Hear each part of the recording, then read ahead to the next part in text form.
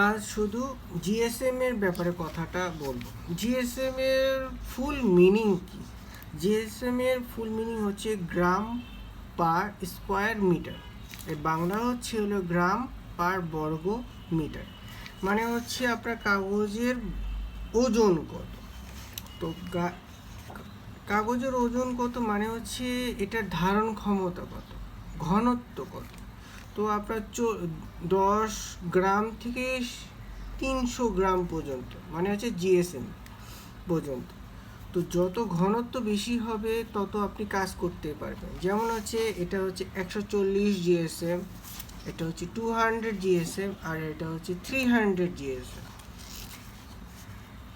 এখন কার্টিস পেপারের সাইডেও আলাদা, ওটা হচ্ছে নর্মাল পেপারের সাইডে, আর এগুলো হলো আর্টিস্টদের জন্য।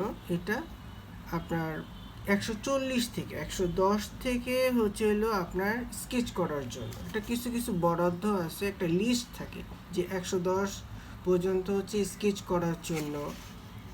140-এর উপর হলে আপনি প্যাস্টেল বা কিছু জল রং করতে পারবেন হালকা পাতলা।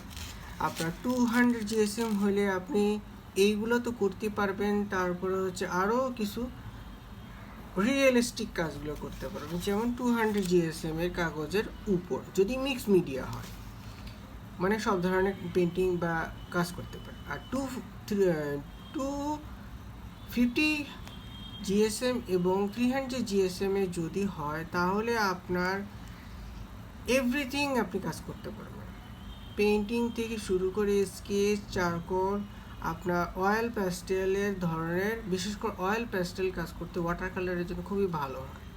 তো জিএসএম আপনাদেরকে জানতে হবে এবং ওগুলা সঠিকভাবে আপনার জেনে ওটা পেপারটাকে আপনার ইউটিলাইজ করতে হবে, নাহলে আপনার ফলাফল আপনি যা চান তা আপনি পাবেন।